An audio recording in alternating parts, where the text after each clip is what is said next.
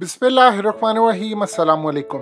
मुस्कान खान की जानिब से जो एहतजाज शुरू हुआ है वो पूरे भारत में फैल गया है। अब आपकी स्क्रीन पर जो मनाजिर चले इनको गौर से देखिए। ये मनाजिर कोई आम मनाजिर नहीं है। आप देखिए कि भोपाल के मनाजिर है, वहां पर अब मुस्लिम स्टूडेंट्स क्या कमाल उन्होंने काम किया है। वो क्रिकेट खेल रही हैं, लेकिन वो क्रिकेट खेलते हुए पूरी दुनिया के सामने उन्होंने हिजाब पहना है, उन्होंने नकाब किया हुआ है, उन्होंने पूरी तरह अपने आप को कवर किया। और वो क्या कर रही हैं, ये प्रोटेस्ट का तरीका है।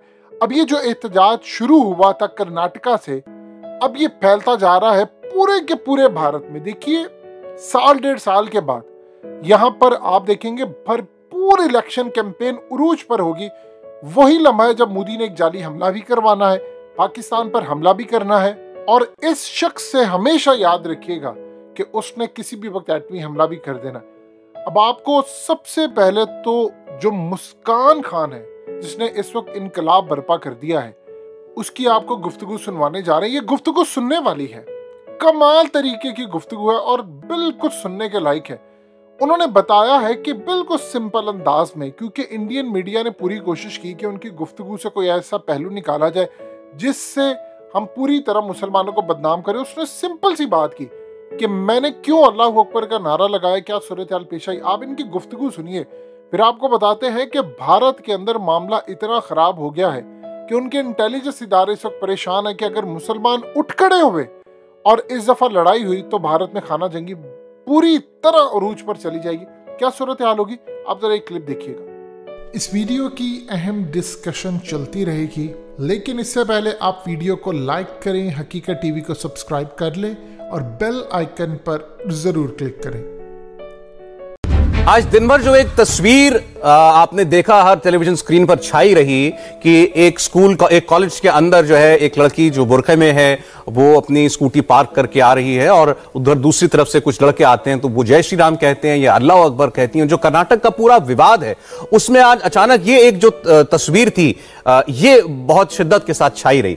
हमारे साथ वो जो लड़की आपको उस वीडियो में दिखाई दी है, मुस्कान उनका नाम है, वो हमारे साथ जुड़ रही हैं। सबसे पहले तो मैं आपसे पूछना चाहता हूं कि आज जो वो वीडियो में हम देख रहे हैं, जरा उसको आप बताइए, हुआ क्या था जब आप वहां पहुंची? सर, मैं जब गई वहाँ बहुत क्राउड था, बॉयज का बहुत क्राउड था। वो मुझे अलाउड ही नहीं कर रहे थे अंदर जाने के लिए। बोले बुरखा काट के तुम अंदर जाना है या तो तुम्हें कॉलेज में एंट्री नहीं है। फिर भी मैं somehow just went inside। फिर मैंने स्कूटी पार्क किया, फिर मैं आ रही थी, वो सब क्राउड लेके मेरे पीछे आ रहे थे। सब मेरे पीछे आके ऐसे स्लोगन में जय श्री राम बोल रहे थे और वो कुछ ऑरेंज वाला ऐसा है ना, वो लेके ऐसे घुमा रहे थे और मुझे कुछ भी बोल रहे थे। फिर इवन आई स्टार्टेड शाउटिंग अल्लाह अकबर। अच्छा, आप मुझे बताइए कि जी उस वक्त मेरे प्रिंसिपल, मेरे लेक्चर सब ने आके अच्छे से सपोर्ट किया मुझे, प्रोटेक्ट किया मुझे। इवन प्रिंसिपल ने कुछ नहीं कहा हिजाब के बारे में, फिर भी प्रिंसिपल ने कुछ नहीं कहा, फिर भी उन लोग मुझे बोल रहे थे। अच्छा, मुझे सबसे पहले ये बताइए, व्यूअर्स जो है ये समझना चाह रहे होंगे कि आप कौन से शहर की हैं, कौन से कॉलेज या स्कूल में पढ़ती हैं, कौन सी क्लास में पढ़ती हैं आप? मैं बीकॉम कर रही हूँ, second year. BCom second year में, यानी प्रॉपर कॉलेज में हैं आप? अच्छा, तो ये बताइए कि ये आप कब से जो है आप सेकेंड ईयर में हैं, मतलब 2 साल से लगातार आप ऐसे ही बुर्का पहन के ही आती हैं कॉलेज में? हाँ, हम बुर्खा पहन के, बुर्खा बाहर से काट के अंदर जाते हैं। तो आप मतलब बिल्डिंग में एंटर करने से पहले बुर्का उतार देती हैं?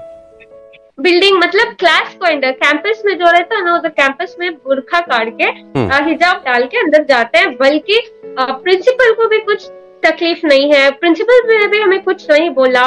ये लोग खड़ के ऐसे तमाशा कर रहे थे उधर। तो मतलब तो ये 2 साल से आपको आज तक किसी ने एतराज नहीं किया कि भैया बुर्का क्यों पहनती हैं या क्लास में आप जो है हिजाब क्यों पहनती हैं? हाँ, किसी ने कुछ नहीं कहा। ये थोड़े बहुत आउटसाइडर्स थे जो मेरे कॉलेज में आए थे और थोड़े बहुत कॉलेज के लड़के थे, फिर उन्होंने ऐसे तमाशा करना शुरू कर दिया।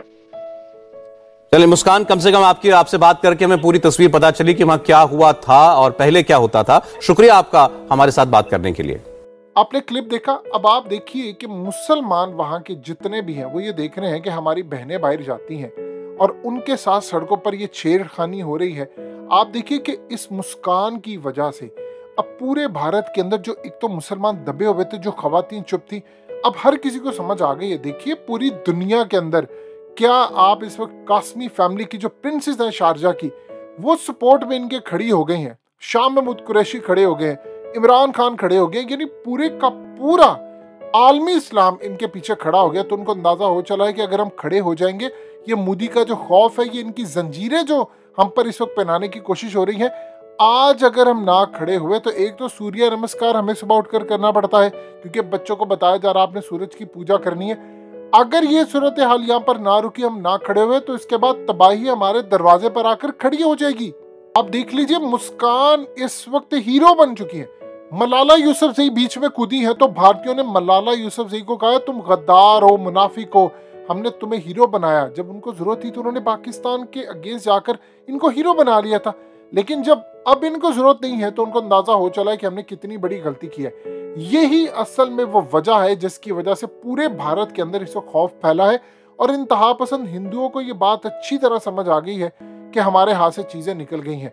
क्योंकि अब अगर मुसलमान सोया हुआ जाग गया तो ना ओवैसी बचेगा, ना वहां पर मदनी मौलवी टाइप लोग बचेंगे जिन्होंने सारी जिंदगी कहा कि हम वफादार हैं भारत के। अब उनको समझ आई कि भारत के अंदर एक और भारत क्रिएट ना हो जाए। देखिए एक चीज आप अच्छी तरह समझ लें, जो वहां पर इंतहा पसंदी है, उसके बाद आप देख लें शाहरुख का मामला, आप ज्यादा देर तक चीजों को अब दबा नहीं सकते। अब वो लम्हा आ गया है कि एक लड़की सिंबल बनी है और उसने अल्लाह अकबर का जब नारा मारा है तो मुसलमानों को याद आया है कि हम तो ये नारा मारते थे जब हमने लड़ने के लिए जाना होता था। इसका ये मतलब है कि अब सूरत हाल कुछ ऐसी पैदा हो गई है कि अब हमें अपने राइट्स के लिए खड़ा होना पड़ेगा। और यही वो जगह है जहां पर नेमतुल्लाह शावली ने प्रिडिक्शन की है, यानी इस जो एरिया अब चलना शुरू हो गया है, वो लम्हे आ गए हैं जिसमें उन्होंने कहा था कि हिंदुस्तान के अंदर एक फितना ऐसा पैदा होगा जिसके बाद एक खूनखार जंग होगी और उसके टूटने के आसार पैदा हो जाएंगे। इंडिया का जो मामला है वो अब इतने ज्यादा अपने इंटरनल डोमेस्टिक इश्यूज की तरफ बढ़ गया है कि आप देख लें कि पहले सिख हो या मुसलमान हो, आप इमेजिन कर लें आप यहाँ पर करोड़ों सिख हो या मुस्लिम्स हो, आप उनको पकड़ सकते हैं? यानी आप इमेजिन कर लें कि आप उनको दबा सकते हैं। ये दुनिया की किसी किताब में लिखा है कि आप 35 करोड़ लोगों को हिंदुस्तान के अंदर आप उनको हिंदू बना दे और वो चुप करके बैठे रहे। नसीरुद्दीन शाह ने जो बात की थी, उन्होंने क्लियरली पैगाम असल में मोदी को दिया था कि इस दफा हिंदुस्तान का मुसलमान चुप नहीं बैठेगा, जब तुम हमला करने के लिए आओगे तो पलटकर हमसे वार खाओगे। और ये सूरत हाल जो उन्होंने कही थी वो उसकी शुरुआत हुई है मुस्कान की जानिब से, की तो एक लड़की ने शुरुआत है, अल्लाह जिससे भी अपना काम लेना चाहे। लेकिन जब ये इंतहा को अपने पहुंचेगी और सारे के सारे मुसलमान ये समझेंगे कि वक्त आ गया है लड़ने का, तो आप सोच लें कि भारत के अंदर ना फिर मोदी को छुपने की जगह मिलेगी। अगले कुछ अरसे के अंदर है इंतखाबात। मोदी के पास इस वक्त कोई ऐसी सूरत हाल नहीं कि वो इलेक्शन जीत सके। और जिस तरह की इंतहा पसंदी, क्योंकि उन्होंने जब कैंपेन चलानी है तो पाकिस्तान या इस्लाम के खिलाफ या मुसलमानों के खिलाफ, तो अब जो लड़ाई वहां पर पैदा होगी उसके बाद फिर दो टोक फैसला होगा।